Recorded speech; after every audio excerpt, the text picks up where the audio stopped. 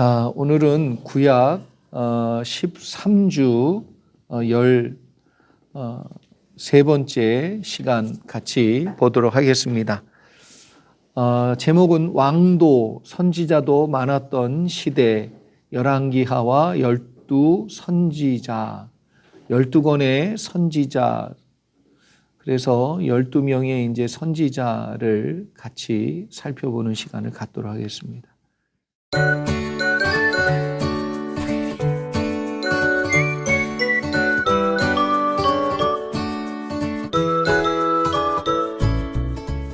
책은 페이지 168페이지부터 180페이지까지 내용을 우리가 미리 공부해서 워크북에 잘 답을 써오신 줄 알고 진행을 하도록 하겠습니다. 1번 같이 한번 보죠. 1번 열왕기하를 공부할 때 관심을 갖고 살펴봐야 될 내용 중 첫 번째는 무엇입니까? 열왕기하는 아합 왕의 죽음 이후에 그 내용이 이제 시작이 됩니다. 아합 왕 그러면 누구지요? 이세벨의 남편이면서 북왕국 이스라엘의 가장 악했던 왕 중에 한 사람이 바로 아합입니다. 아합 왕이 죽은 이후에, 그럼 아합 왕이 죽었다 그러면 여러분 엘리야가 이제 끝나고 엘리사로 이렇게 연결이 된다라고 생각해도 과언이 아닙니다. 그래서 아합 왕 그러면 엘리야 이렇게 연결하시면 되겠습니다. 그래서 첫 장부터 아합이 죽은 뒤라는 시간을 설명하고 있지요. 그리고 아합 왕 시대에 타락한 이스라엘 백성의 신앙을 지키기 위해서 하나님이 보낸 선지자 엘리야가 어디로? 하늘로 이제 승천합니다. 그러니까 엘리야가 하늘로 승천할 때 엘리사가 갑절의 영감을 구하지요. 그러한 내용들이 연결되어 있다는 것. 그래서 엘리야는 자신의 이름의 뜻처럼 여호와는 나의 하나님임을 증거하는 자신의 사명을 온전히 다 하고 난 뒤에 아합 왕과 함께 역사의 무대에서 사라집니다. 그러니까 열왕기하의 시작은 아합 왕의 죽음 그리고 엘리야의 승천 이렇게 보시고 연결하시면 되겠습니다. 자, 두 번째, 관심을 갖고 살펴봐야 될 내용 중 두 번째는 무엇입니까? 두 번째는 열왕기하는 12권의 소선지서를 함께 읽으며 가야 하는데 왜 그렇죠? 이때 이제 12명의 선지자들의 활동이 나오기 때문에 그렇습니다. 총 여러분 선지서는 17권이에요. 그 중에 5권은 어디에 속하죠? 포로 시대에 속합니다. 그런데 12권은 다 어디에? 열왕기하에 나와요. 그러니까 열왕기하하고 묶어서 읽으셔야 됩니다. 그래서 거의 대부분의 선지자들은 이때 출현한다. 그렇게 기억하고 여러분이 읽으셔야 됩니다. 그래서 하나님께서 이 시기에 선지자들을 계속해서 보내신 이유가 무엇인지도 알아야 돼요. 왜 선지자들을 계속 보내셨다? 하나님의 말씀과 멀기 때문에 하나님의 말씀을 입에 담아서 선지자들의 입에 담아서 그래서 선지자를 메신저라고 얘기해요. 그러면 그 메신저가 전달하는 메시지가 있잖아요. 그게 하나님의 말씀이죠. 근데 원래는 하나님의 말씀은 이미 주어졌어요. 모세오경에. 그렇죠? 다 주어졌는데 하나님 말씀대로 살지 않으니까 메신저가 필요하고 메신저의 메시지가 전달이 필요한 거예요. 그러면 하나님의 말씀을 잘 따르고 하나님의 말씀대로 살아. 그러면 선지자가 필요 있다 없다? 필요 없죠. 그렇죠? 하나님의 말씀대로 잘 사는데 못하러 선지자가 필요해. 그렇죠? 그래서 하나님께서 선지자들을 통해서 이스라엘 백성들에게 전달하고 싶었던 메시지가 무엇인지를 알아야 열왕기하의 말씀이 이해가 되고 은혜가 됩니다. 그러니까 역사서에 해당되는 열왕기하의 말씀을 시간적인 배경으로 깔아야 돼요. 시간적인 배경으로 아셔야 됩니다. 그래서 시간 순서에 맞추어서 12권의 선지서를 끼워서 읽으면 그 당시 하나님께서 이스라엘 백성에게 주고자 했던 메시지, 예언의 말씀들이 열리고 그 뜻도 분명하게 알 수 있게 된다라는 것이지요. 3번, 관심을 갖고 살펴봐야 될 내용 중 세 번째는 무엇입니까? 세 번째는 선지자들을 통해서 주신 하나님의 메시지를 받지 않고 거부했던 북이스라엘과 남유다 모두, 북이스라엘은 누구에게? 아수르에게, 남유다는 바벨론에게 각각 멸망을 당하게 되지요. 그래서 하나님은 계속해서 무슨 기회를 줬냐 하면 회개할 기회를 줬어요. 누구를 통해서? 메시지를 통해서. 그러면 우리도 보세요. 우리의 인생 가운데 하나님이 말씀을 이루려고 하는 은혜를 주고 말씀이 이루어지는 복을 주시려고 그래.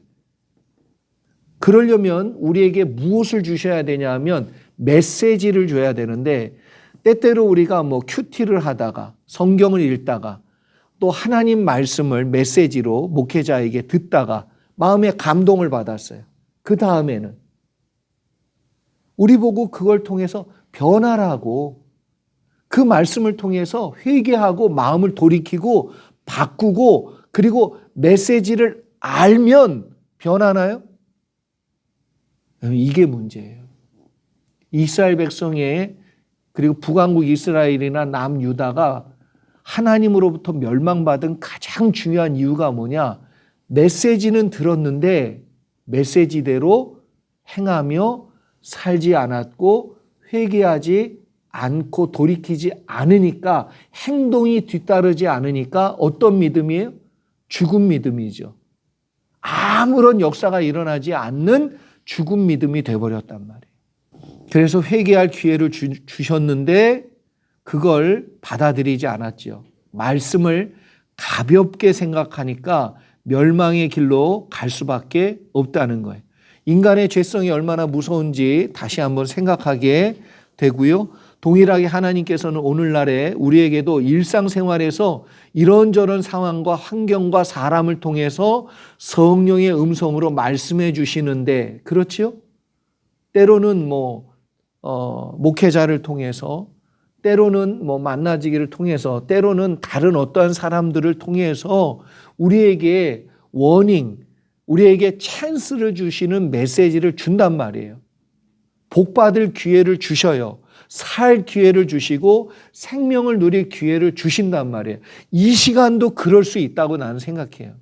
그런데 성령의 음성을 가볍게 여기고 외면하면 결국 이들의 역사와 우리들의 인생이 별반 다르지 않다는 거예요. 4번, 남유다의 멸망을 탄식하는 예레미야의 메시지를 통해 얻는 교훈은 무엇입니까? 여러분, 남유다의 멸망을 눈으로 바라보며 선지자 예레미야가요, 탄식하며 울었어요. 어찌하여 북이스라엘의 멸망을 보고도 어리석게 그 길을 가느냐. 이게 예레미야 선지자의 탄식이었어요. 여러분, 우리가 교훈을 얻는다고 바뀌는 그런 거 아니에요. 안 바뀌어. 정말 성령의 감동과 은혜가 내 마음속에 왔을 때 결단하셔야 돼. 결단하지 아니하면 절대로 바뀌지 않아요. 네. 여러분, 죄란 하나님으로 인정하지 않고 내가 하나님 되어 결국 사망의 길로 가는 것임을 분명히 알아야 됩니다. 그래서 예레미야의 메시지를 통해서 우리가 얻는 교훈은, 야, 북왕국 이스라엘 저 망하는 걸 저 봐라. 어떻게 저걸 보면서 너희는 똑같이 죄를 짓냐. 왜 그렇지요? 육신의 소욕이라고 얘기하잖아요. 이런 것들이 작동해서 자꾸만 여전히 내가 안주하려고 하고 여전히 내가 하나님 노릇하려고 하는 내 속성에 익숙하게 살려고 하는 내용들이라는 거예요. 5번, 이스라엘 왕국시대 도표를 완성해 보시기 바랍니다. 자, 같이 한번 보지요. 통일왕국, 분열왕국, 잔존왕국, 남유다만 남는, 자, 통일왕국 시대는 성경이 열왕기상 1장부터 11장까지, 분열왕국 시대는 열왕기상 12장부터 열왕기하 17장까지, 잔존왕국 시대 남유다 남는 이제 시기는 열왕기하 18장부터 열왕기하 18장 그러면 누가 기억나야 되냐면 히스기야 왕이 기억나야 됩니다. 그러면 열왕기상 12장 분열왕국은요. 르호보암, 여로보암이 생각나셔야 돼요. 그렇죠? 자, 그래서 기간적으로 보면 통일왕국 시대는 40년, 사울과 다윗 제외하고 40년 동안 통일왕국 시대를 열어가지요. 누구부터 생각하면 되냐면 솔로몬부터.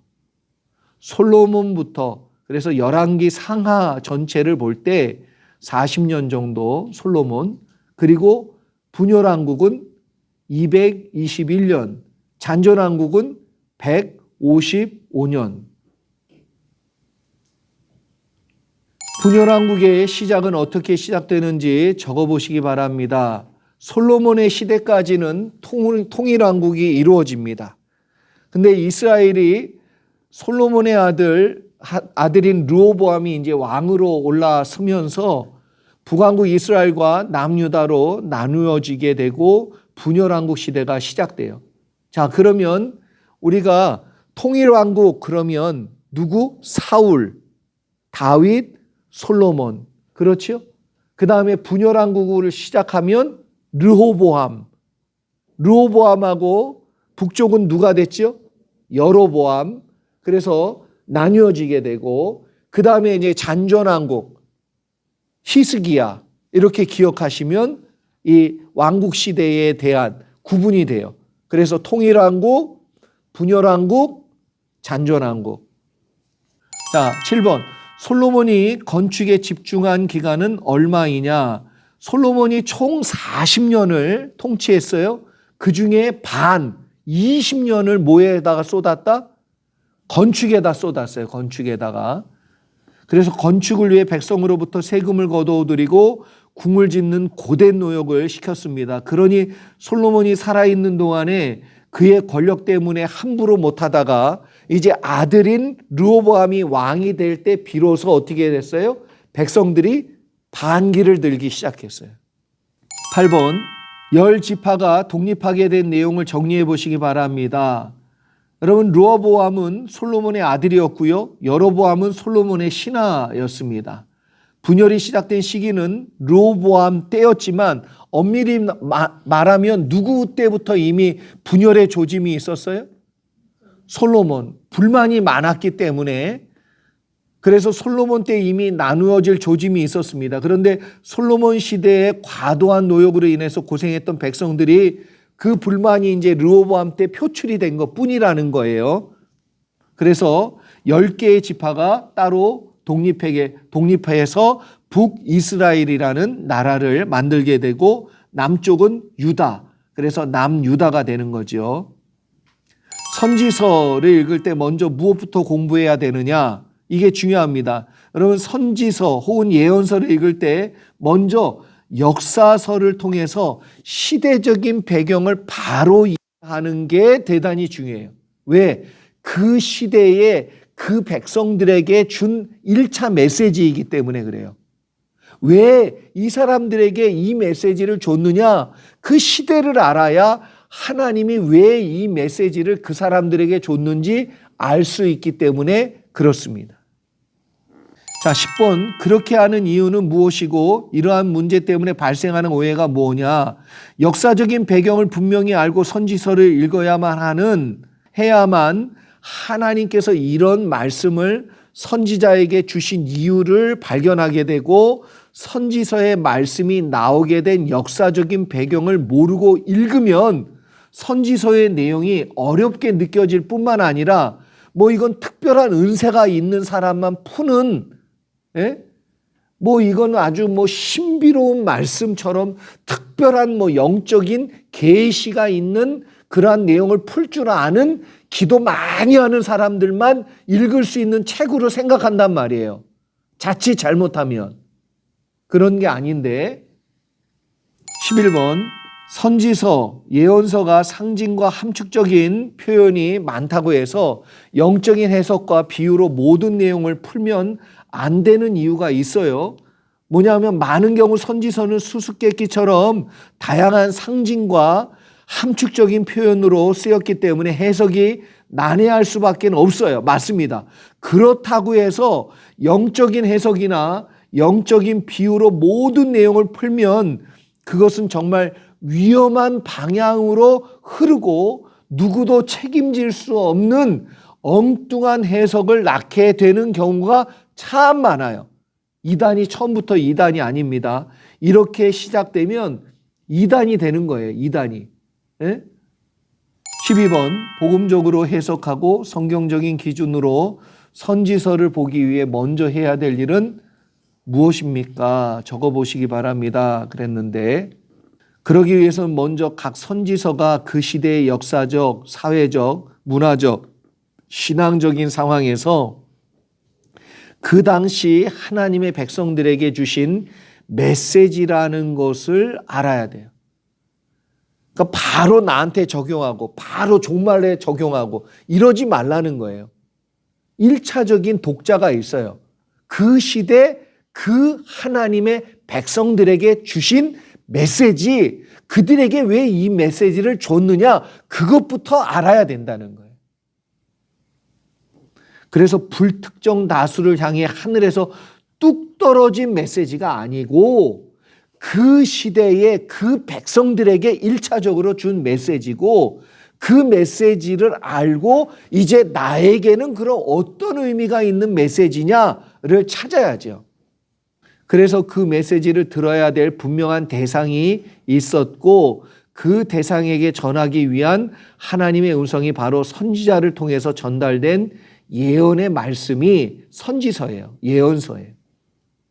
자, 13번 왜 선지서를 원래는 필요 없는 메시지라고 말합니까?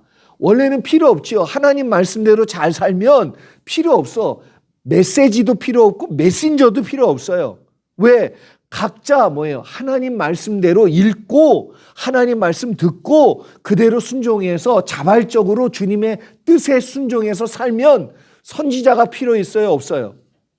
레위 사람들이 잘했으면 여러분 사사시대에 사사 필요 있어요? 없어요? 없어요.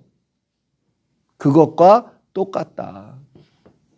하나님의 뜻대로 잘 살고 있는 사람들에게 하나님께서 굳이 선지자를 보낼 이유도 없고 그들에게 경고할 메시지를 줄 이유도 없고 그렇죠? 하나님 읽다가 또 깨달아가지고 하나님 잘못했습니다. 회개하면 되는 거니까. 14번 선지자가 있다는 말은 무엇을 반증하는 것입니까? 다른 말로 하면 선지자가 있다는 것은 그 시대가 하나님의 말씀에서 많이 벗어난 상태다. 하나님의 말씀하고 멀다. 이걸 반증해주고 있다는 거예요. 15번 1차 독자란 무엇이며 1차 독자를 연구해야 하는 이유는 무엇입니까? 선지자가 활동했던 시대의 상황과 백성들의 삶을 연구하는 것인데 정확히 말하면 선지자가 활동했던 당시에 그 메시지를 들어야 했던 백성들, 그 사람들이 바로 1차 독자예요. 그럼 우리는 2차 혹은 3차 독자지요. 그래서 하나님의 뜻과 의도를 더 정확히 알기 위해서는 반드시 그 1차 독자들을 연구해야 돼요. 그 시대를 연구해야 돼. 그들이 들은 메시지를 연구해야 돼요. 하나님께서 그 시대의 백성들을 향해 이런 메시지를 왜 주셨을까? 그걸 찾아야 되고 그래서 선지자의 상징적인 표현과 내용이 그 시대 사람들에게 어떤 의미가 있느냐 이걸 찾아내야지요. 그래야 그 시대의 선지자들이 전했던 메시지의 뜻을 명확하게 알게 되는 거예요. 자, 그럼 2차 독자란 누구입니까? 이렇게 1차 독자에게 주신 메시지의 뜻을 정확히 알고 난 뒤에 그것을 오늘날 나에게 이제 적용하는 거예요. 2차 독자죠, 나는.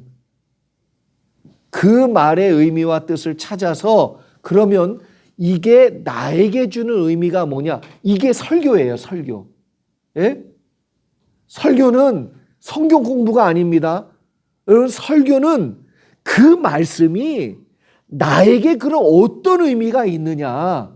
이 메시지를 우리가 잘 알고 그 시대의 내용으로 잘 알고 그러면 이 메시지는 그럼 나에겐 어떤 하나님의 음성으로 나에게 들려주고 계시느냐? 나는 이 메시지를 듣고 그럼 나는 어떻게 적용해야 할 거냐? 이게 설교예요, 설교.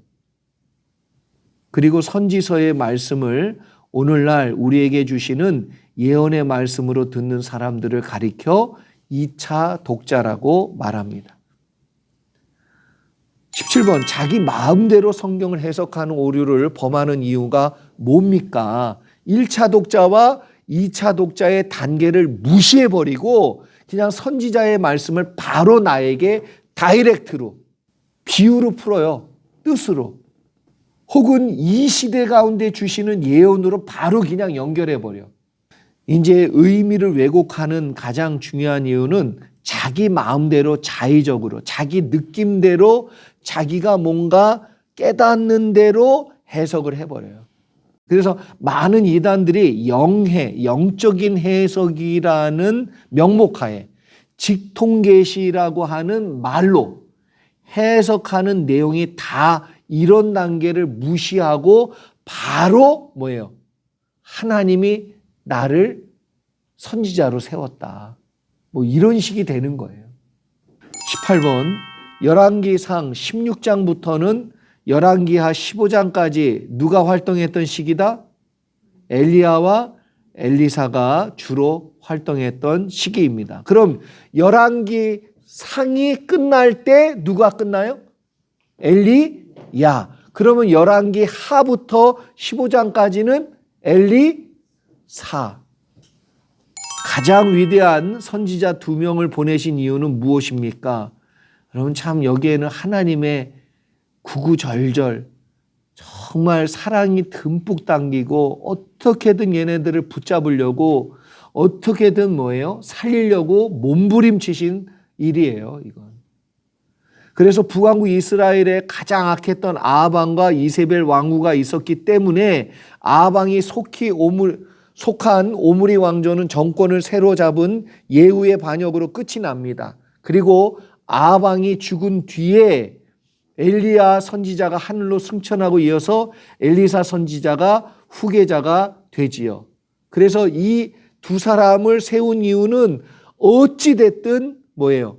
이스라엘 백성을 살려내기 위해서 이들이 더 타락하지 않도록. 그래서 여기 지금 아합왕과 이세벨 왕후 때문에 뭐예요? 두 선지자를 큰 선지자를 보낸 거예요. 이스라엘 백성을 끝까지 붙잡으려고. 20번, 엘리사와 비슷한 시기에 남유다에게 유다에서 활동했던 선지자는 누구입니까? 그래서 엘리사와 비슷한 시기에 남유다에서 활동했던 선지자 두 사람이 있는데 한 사람은 BC 845년경에 활동했던 오바댜, 그리고 요엘 BC 830년경에 활동했던 요엘 선지자.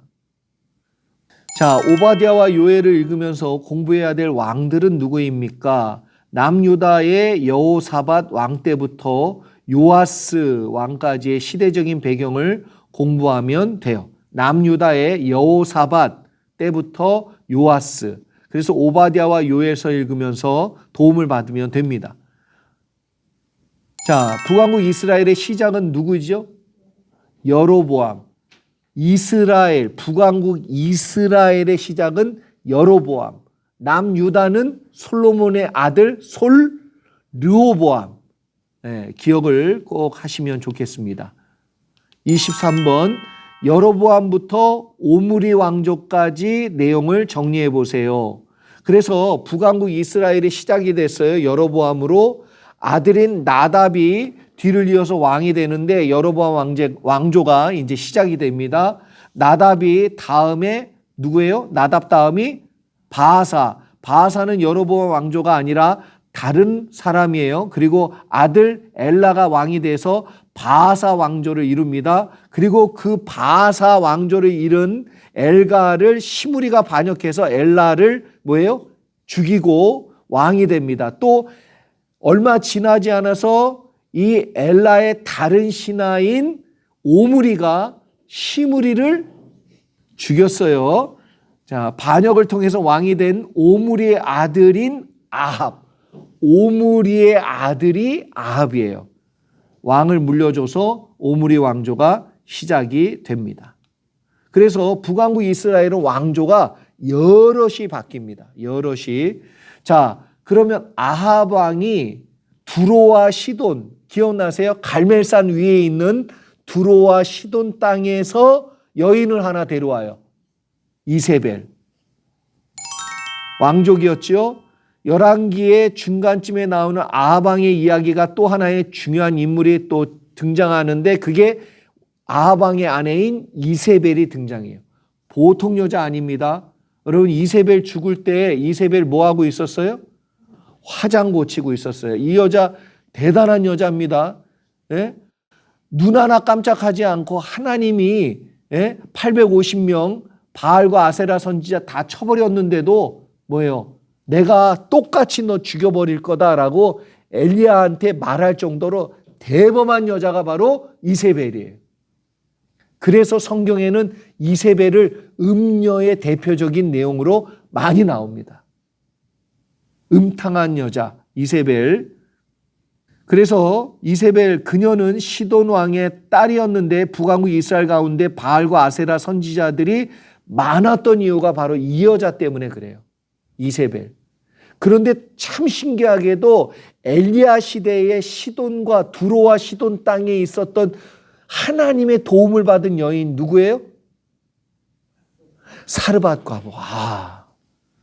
똑같은 지역에 어떤 여인은 하나님만 바라보고 어떤 여인은 하나님의 정말 싫어하는 일만 하고. 아이러니하지요? 25번 사르밧 과부에게 하나님이 은혜를 베푸신 이유는 무엇입니까? 극심한 기근에 이제 죽을 날을 기다리던 여인이었는데 오직 아들 하나만 바라보는 여인이었습니다. 그런데 그 과부가 살았던 곳이 어디예요? 시돈 땅, 우상이 드글드글한 시돈 땅에서 그는 누구를 의지했어요? 하나님. 끝까지 하나님을 의지했어요. 그러니까 하나님이 엘리야를 보냈지요. 그리고 엘리야를 보내서 너 그 음식 누구에게 바쳐라? 하나님께 바쳐라. 그게 마중물이에요. 마중물. 그거 한 바가지 퍼넣는데 그러고 나서 믿음의 펌프질하니까 어떻게 됐어요? 마르지 않는 하나님의 채워주심의 생수가 터졌어. 응답의 생수가. 그래서 뭐라고 그랬냐면 야 가가지고 다 빌려가지고 오라고. 그릇 다 가지고 오라고. 그릇이란 그릇을 다 가져왔는데 거기다가 다 채웠어. 가져온 그릇만큼 채웠어요. 그러면 우리도 응답을 어떻게 받으면 됩니까? 믿음의 분량대로. 자, 수로보니게에 관해서 적어보세요. 수로보니게. 여러분 시돈이라는 곳은 신약에 나오는 예수님께서 자기 딸을 고쳐주기를 바랬던 그 여인이 바로 수로보니게 여인이에요. 그래서 시돈이 수로보니게 그 지역이에요. 그런데 여러분 시돈이 있는 지역이 어디였냐면 수리아. 시리아, 지금으로 얘기하면 시리아예요. 시리아. 그래서 가나안 땅 위쪽이 시리아, 수리아. 그래서 수로보니게. 그래서 수로보니게라는 건 수리아에 있는 베니게라는 거예요. 그래서 이 베니게가 베니키아 들어보셨죠? 예, 베니게라는 이게 북아프리카에 있는데 베니게, 북아프리카에 있는 베니게와 수로보니게, 수리아에 있는 베니게를 세퍼레이트하기 위해서. 그럼 안디옥도 무슨 안디옥? 수리아 안디옥. 그리고 비시디아 안디옥. 기억하시죠? 북아프리카에 있는 베니게, 수리아에 있는 베니게. 그래서 수로보니게. 북이스라엘이 죄악된 길로 가게 된 두 가지 이유 우리가 알아야 되는데 첫 번째 먼저는 느밧의 아들 여로보암으로 말미암아 하나님이 아닌 유사 종교 이거 완전 이단이에요. 이단을 넘어 이거는 뭐예요? 이방신이에요. 송아지 우상을 하나님처럼 섬기게 된 것이 문제가 됐어요. 그리고 일반 백성을 단과 베델에 위치한 송아지 우상을 섬기게 했고, 하나님 말씀이 없었기에 말씀에서 벗어난 종교를 하나님처럼 섬기며 믿게 된 거예요. 말씀이 없는 신앙은 우상 숭배로 변질될 가능성이 있다 없다? 있어요. 그러니까 말씀이 없는 기도가 얼마나 잘못될 수 있는지 아셔야 됩니다. 네? 그러면 내가 기도 1시간 했어. 그럼 말씀 1시간 읽어야 돼. 이게 정상이에요. 말씀에 중심을 둔 믿음으로 세워져야 유사 종교로 우상 숭배로 빠지지 않습니다. 자, 여러분, 하나님이 성전과 그리고 그 법궤가 이제 그 속에 들어갈 때 다른 곳에서는 제사 지내지 말라고 그랬어요. 예루살렘에서만 제사 지내라고 했단 말이에요. 그러니까 단에서 그리고 베델에서 제사 지내면 된다 안 된다? 그리고 레위 사람이 제사장이다 아니다? 아니에요. 절기도 성경에서 나온 게 아니야. 다 성경에 없는 것으로 자기 편한 대로 만들었어요. 신앙을. 또 다른 이유는 바로 앞에 이제 살펴본 대로 이세벨이라는 우상 숭배자가 이스라엘 땅에 우상을 들여와 백성들을 우상 숭배의 길로 이끌었기 때문에 자꾸 뭐예요? 우상 숭배에 빠지도록 뭐예요? 이방 여인이 들어와서, 이방 사람들이 들어와서, 그래서 여로보암이나 아합, 이세벨 같은 지도자가 하나님 앞에서 바로 서지 않고 우상 숭배와 죄악에 빠질 때, 자, 지도자가 우상 숭배에 빠지니까 백성들은 당연히 빠지는 거예요. 자, 만나 모임 똑같습니다. 만나 모임에서 만나지기가 말씀 붙들고 살아. 그러면 만나 가족도 말씀 붙들고 삽니다. 만나지기가 기도 많이 해. 아니, 목사가 기도 많이 하고 그 목사가 말씀 중심이야. 그러면 성도들도 똑같아져요. 닮아가. 지도자가 어떤 지도자냐? 그게 좌우해요. 좌우해. 수많은 백성들마저 그릇된 길로 갈 수밖에 없는 것은 영적으로 바로 선 지도자가 얼마나 중요한지 우리에게 말해주고 있단 말이에요. 자, 28번. 이세벨의 딸 아달랴에 대해서, 여러분, 아달랴, 이세벨의 딸답게 아달랴 또한 하나님을 대적하고 바알과 아세라 신을 남유다에 전파했던 핵심 역할을 한 사람이에요. 남북의 외교적인 연합으로 인해서 아달랴는 남유다 5대 왕인 여호람의 아내가 됩니다. 정략적 결혼이죠. 아합도 시돈의 공주인 이세벨과 정치적 외교적인 목적 때문에 결혼했는데, 남유다의 여호람도 정치적인 이익 때문에 하나님의 뜻을 버리고 타협을 합니다. 그 인간적인 방법을 도모하지요. 하나님을 떠나는 길로 가게 되었습니다. 그래서 아달랴로 인해 가지고 남유다도 타락하기 시작하고요. 더 나아가 이세벨의 피가 흐르는 아달랴는 어머니가 한 대로 보고 배웠어요. 그대로 하나님 앞에서 악을 행합니다. 눈 하나 깜짝하지 아니하고 학살해요. 자, 여호람과 아달랴 사이에서 태어난 아하시야가 북왕국 왕이 된 예후 때문에 죽어요. 그러니까 예후가 이 오므리 왕조를 어떻게 하죠? 네, 완전히 패하게 만들고 예후가 왕으로 등극합니다. 네? 예후 왕조가 시작이 돼요.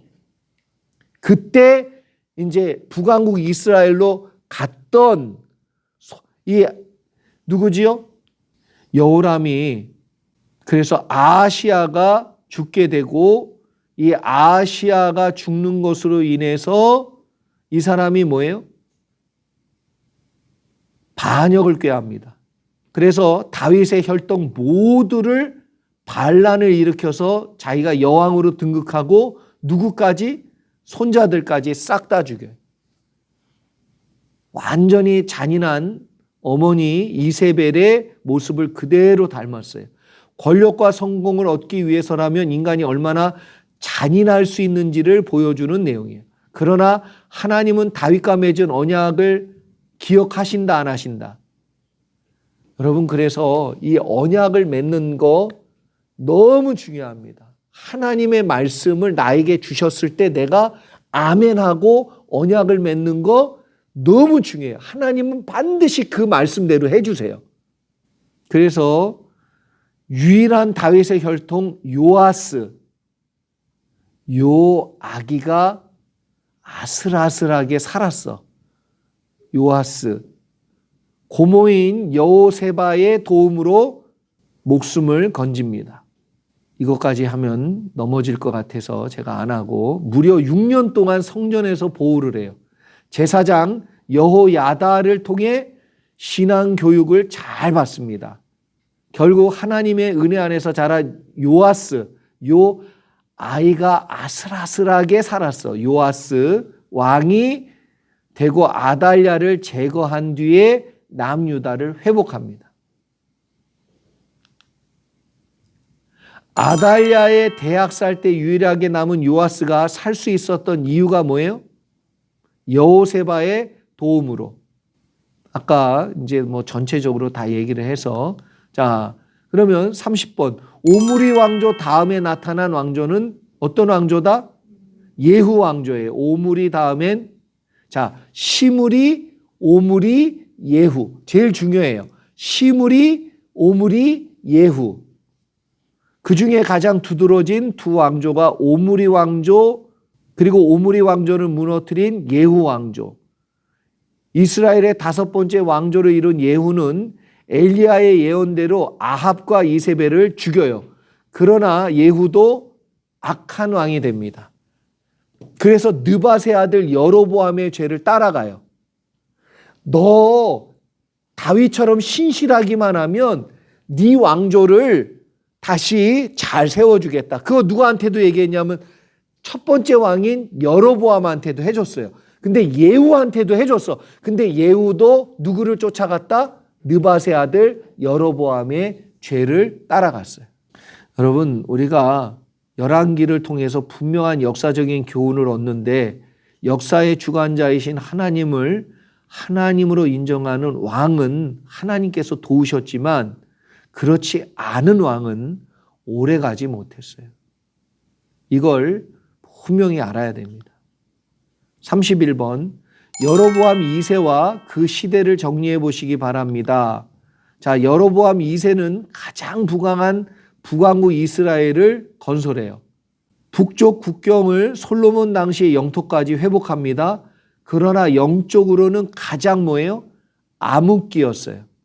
당시 북이스라엘은 아모스와 요나 선지자가 활동하였는데 특히 아모스 선지자는 이스라엘 백성들 사이에 자행되는 불의와 사치, 향락에 빠져 가난한 자들을 학대하는 악행을 고발하고 하나님께서 분노하실 거다라는 예언을 전합니다.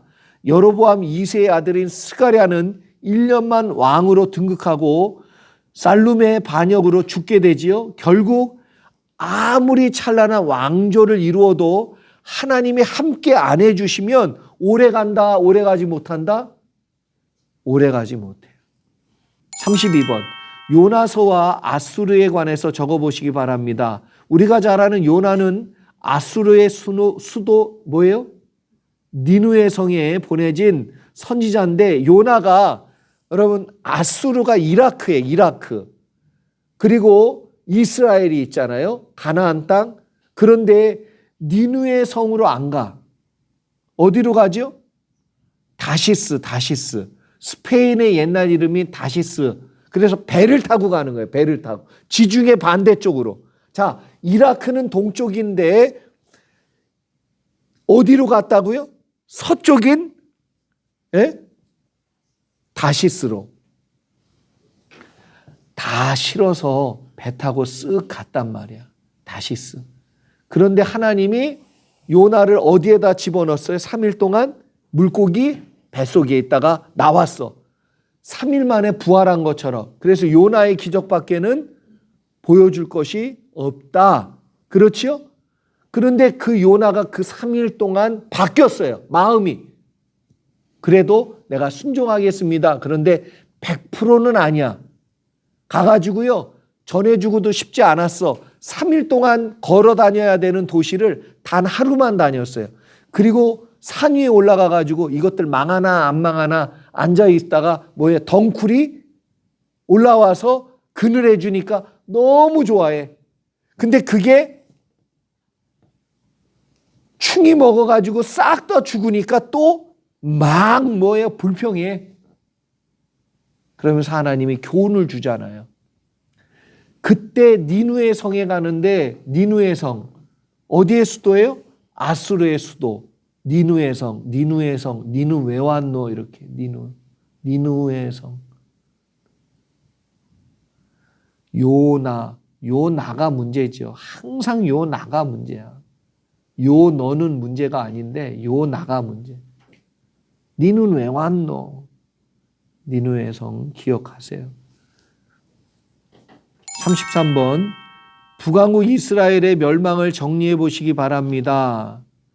여로보암이 유다와 베냐민을 제외한 10개 지파를 중심으로 북쪽에 세운 나라가 북왕국 이스라엘이에요. 그래서 BC 930년에서 722년까지 무려 212년을 이어왔는데 200년 동안 9번의 왕조가 바뀌어요.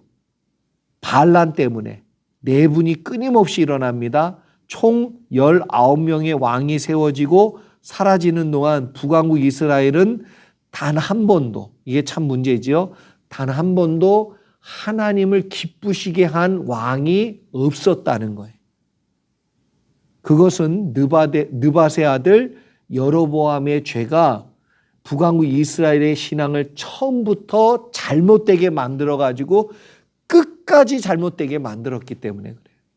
북왕국 이스라엘의 마지막 왕인 호세아는 애굽을 의지하고 신흥 강국인 아수르에게 대항을 하는데 이것이 화근이 되어서 아수르의 왕 사네립의 공격에 속수무책 무너지고 맙니다. 애굽을 의지하는 것이 잘못이었구나 생각하고 아수르에게 조공을 바치려 했지만 아수르는 거절하고요.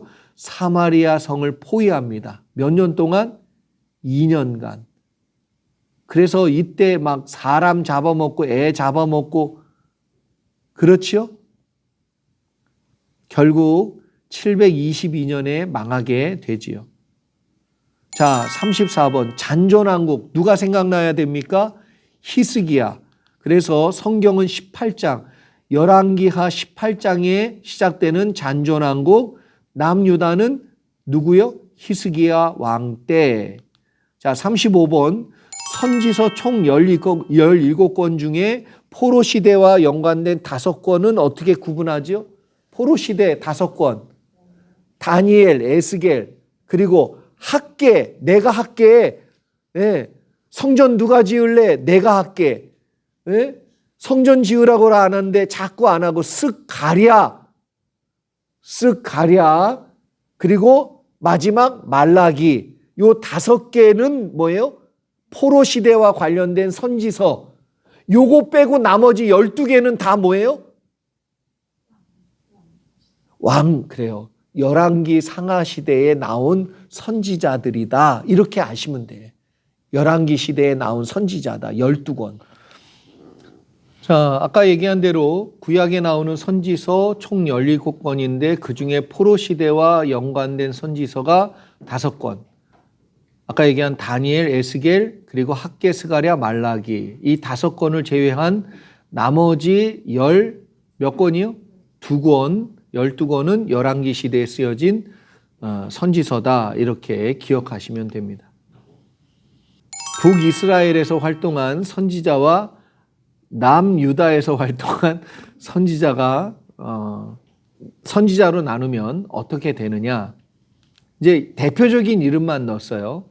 자, 열왕기 상하에 나오는 12명의 선지자를 크게 분류하면 북쪽에서 활동한 선지자, 남쪽에서 활동한 선지자 이렇게 있다. 그 중에서도 이제 북쪽에서 활동한 선지자의 대표적인 건 아모스, 요나, 호세아. 남유다에서 활동한 선지자 대표적인 사람은 오바댜, 요엘, 미가. 이렇게 나누어 볼 수 있습니다. 자, 37번 아모스서를 정리해 보세요. 그런데 북왕국 이스라엘 여로보암 2세 때 활동, 여로보암 2세 그러면 뭐가 생각나죠? 가장 큰 나라를 이룬 사람, 이렇게 생각하셔야 돼요. 예? 아모스는 요나와 호세아와 비슷한 시기에 활동했는데, 아모스는 남방 유다 사람인데 북왕국 이스라엘을 위해서 하나님의 메시지를 전달하는 사명을 받았어요. 아모스는 원래 평범한 목동이었는데 하나님께서 특별히 불러 북이스라엘을 영적으로 깨우는 메신저로 사용하셨습니다. BC 790년에서 749년 사이에 활동했을 것으로 추정하고, 유다의 우시야 왕 때와 북왕국 여로보암 2세 때 활동을 했습니다. 아울러 이스라엘 땅에 지진이 발생하기 전에 기록한 내용이고, 그 당시 북왕국 이스라엘은 전성기를 맞이하여 향락에 빠져 타락하고 교만했던 시기에 아모스 선지자가 전했던 메시지는 뭐겠어요? 이제 회개를 얘기할 때 너희가 타락했고 하나님과 멀어졌고 가난한 자들을 학대하고 있고, 이제 이런 메시지들이 담겨져 있다는 걸 알 수가 있죠. 자, 요나서를 정리해 보시기 바랍니다. 요나는 메소포타미아 지역 티그리스강 상류에 위치한 아수르 수도 니는 왜 왔노 성, 기억하시라고 하나님의 메신저로 보내집니다. 아수르는 그 당시 이스라엘과 적대 관계였어요. 요나는 BC 790년에서 949년 사이에 활동했던 것으로 추정하고요. 아모스와 호세아와 비슷한 시기의 선지자입니다. 요나는 이스라엘의 적국인 니느웨가 멸망하기를 바랬을까요? 안 바랬을까요? 글로 가래니까 누가 좋겠어요. 그래서 다 싫었어. 그래서 쓱 배 타고 도망갑니다. 그래서 요나가 물고기 뱃속에서 3일간 회개하는 시간 갖고 하나님 말씀을 가서 전하지요. 전하는데도 열심히 안 전해. 그런데도 봐요. 회개해. 근데 마음밭이 있는 분들은요, 계속해서 주님의 은혜를 사모하고 주님의 음성을 듣고 고치며 예수 닮아가고 변화하고 성장하고 그래요. 이 시대가 그런 시대입니다. 있는 자는 더 있어 풍족하게 되지만 없는 자는 빼앗겨 없게, 있는 것마저도 없게 되는 거예요. 호세아서를 정리해 보세요. 호세아 선지자는 음탕한 아내 고멜, 참 이해가 안 가죠. 어떻게 이걸 왜 이 여자하고 결혼을 시켰을까? 왜? 뭐 때문에? Why? 왜? 그래서 메시지는 단순한 말씀을 전달하는 것이 아니라 하나님의 마음과 감정까지 전달하는 거예요. 호세아는 앞서 말한 것처럼 요나와 아모스 선지자와 비슷한 시기에 활동한 선지자이고, 여로보암 2세 이후에도 활동을 지속적으로 했던 것으로 알려집니다. 자, 여로보암 2세 때 이렇게 선지자가 많이 나온 이유는 또 뭐예요? 악했기 때문에 그렇죠. 하나님 말씀하고 진짜 멀게 지금 살고 있기 때문에 막 동족을 막 종으로 만들고 돈 안 갚으면 막 노예 삼고 이런 일들이 막 벌어지니까 하나님 보실 때 분노하신 거예요.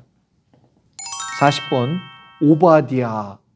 오바댜는 특별히 이방 민족인 에돔을 향하여 예언한 거예요. 에돔에 대한 예언한 목적은 하나님의 백성을 자꾸 괴롭히고 죄를 짓고 있는데 하나님이 심판하신다는 메시지를 전달한 거지요. 에돔의 심판 날이 곧 유다의 구원의 날이 될 것을 선포하고 있어요. 결국 주님께서 다시 오시는 재림의 날이 믿는 자에게는 구원의 날이고 믿지 않는 자들에게는 뭐예요? 심판의 날이 될 겁니다. 가난한 자에겐 구원의 날이지만 부유한 자, 가난한 자를 돌보지 아니한 자기 배만 채웠던 자들에게는 뭐예요? 하나님이 반드시 책망하고 물으실 날이에요. 그리고 전체 1장으로 되어 있어 오바댜는 모든 선지서 중에 가장 먼저 쓰여졌을 것이다. 이렇게 추정합니다. 요엘서를 정리해 보세요. 요엘 선지자의 활동 시기를 놓고 학자들 간의 견해가 많습니다. 차이가 많이 나요. 오바댜와 비슷한 시기로 보기도 하고 요아스, 아이가 아슬아슬하게 살았어. 요아스 기억나죠?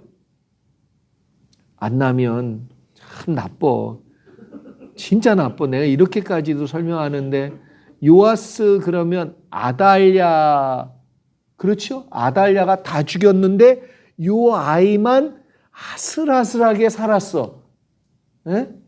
얼마나 잘 기억나게 설명해줘. 이거보다 더 어떻게 해. 그렇죠? 그 시기로 보기도 해요. 그리고 혹자는 요엘 선지자의 선포 내용을 통해 남유다의 멸망 시기에 쓰여진 선지자로도 보기도 합니다. 특별히 요엘서의 예언은 여호와의 날과 심판의 날을 선포합니다. 메뚜기의 재앙, 남유다에게 몰아칠 때 선지자 요엘은 심판의 날을 경고하며 백성들이 하나님께 회개할 것을 촉구합니다. 또한 신약에서 베드로는 오순절 성령 강림 이야기가 여기서 나와요. 그렇죠? 뭐 자녀들은 예언할 것이고 그런 것들, 성령 강림의 내용들을 예언한 말씀이에요. 미가서를 정리해 보시기 바랍니다. 선지자 미가는 이사야 선지자와 비슷한 시기에 활동했던, 이사야 그러면 누가 생각나야 되냐면 히스기야가 생각나야 돼요. 왜냐하면 이사야서에 히스기야에게 주는 위로의 메시지가 많이 나와. 요담과 아하스 통치 시기에 활동했던 선지자, 그리고 북이스라엘과 남유다 모두를 오가며 활동했던 선지자가 미가예요. 남유다의 왕과 지도자들의 타락을 꼬집고 회개를 촉구하는 메시지를 전합니다. 남유다뿐만 아니라 북이스라엘의 멸망이 얼마 남지 않았다는 메시지도 분명히 전달합니다. 그리고 우리가 잘 아는 메시아가 베들레헴에서 탄생할 것을 예언한 책이 어디다? 미가서입니다. 미가. 책 180페이지에 있는 도표를 참고해서 빈칸을 채워보세요. 그랬는데, 자, 180페이지 500년 이스라엘의 왕과 선지자들, 그냥 about 500년이에요. 자, 처음에 보면 사울 왕이 나옵니다. 그렇죠? 그리고 사울 그 아들인 이스보셋이 2년 동안 북쪽을 통치하고 남쪽에 있는 유다만 다윗이 통치했다가 합쳐지지요. 그래서 사울, 다윗, 솔로몬. 그 다음에 활동했던 선지자는 사울 왕 때는 사무엘, 다윗도 사무엘이 있었지만 나단 선지자, 솔로몬을 왕으로 세운 선지자가 누구지요? 나단 선지자예요. 북왕국 시대, 분열왕국 시대에, 자, 왼쪽이 남유다, 오른쪽이 북이스라엘부터 보지요. 자, 첫 번째 누구? 여로보암, 나답, 그 다음에 왕조가 바뀝니다. 바아사, 엘라, 시므리가 반역을 일으켜서 엘라 죽이지요. 그런데 엘라의 또 다른 신하인 오므리가 시므리를 죽여요. 그래서 오므리 왕조. 시므리는 왕조가 없어요. 사실은 혼자인데 무슨 왕조야. 뭐가 이어져야 왕조지요. 그리고 아합, 그리고 아하시아, 요람을 죽인 왕이 누구예요?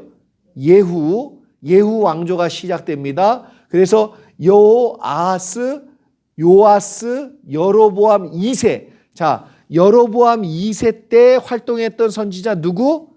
아모스, 요나. 기억하셔야 돼요. 자, 그러면 그 활동했던 선지자 중에 별표 있는 선지자는 성경을 안 쓴 선지자 예후, 엘리야, 엘리사. 그렇죠? 그 다음에 여로보암 2세 때 이후에 스가랴, 살룸, 무나헴, 부가히야, 베가, 마지막 왕인 호세아. 이때 활동했던 선지자도 또 누구다? 호세아다. 호세아는 여호와는 구원이시다. 이게 이제 신약으로 넘으면 예수 이렇게 되죠. 자, 분열왕국 시대 남유다를 보면 르호보암, 아비야, 아사, 여호사밧, 여호람, 그리고 아하시야, 그리고 아하시야가 아들이었는데 죽었지요? 누구에게? 예후에게. 그래서 아달랴가 반역을 일으켜요. 그래서 싹 다 죽이죠. 근데 누가 살아남아? 요 아이가 아슬아슬하게 살아남아. 요아스. 그때 활동했던 사람이 누구다? 요엘. 여호사밧 때는 오바댜. 그리고 아마샤, 요아스의 그 다음이 아마샤. 그 다음에 우시야, 아사랴로도 나오는데 우시야. 그때 활동했던 선지자가 아마도 미가다. 그 다음이 요담. 그 다음에 그 다음이 뭐예요? 아하스. 요담과 아하스 시대부터 이사야가 활동을 합니다. 그런데 이사야가 히스기야 시대까지도 활동을 해요. 그렇죠? 그리고 므낫세, 히스기야는 하나님께 너무 잘했어. 그래서 하나님이 뭐라고도 얘기해 주셨냐면 내 종 다윗과 같았다. 이렇게까지도 얘기해 준 사람이 유일하게 누구냐? 히스기야예요. 히스기야. 그렇게 잘했어요.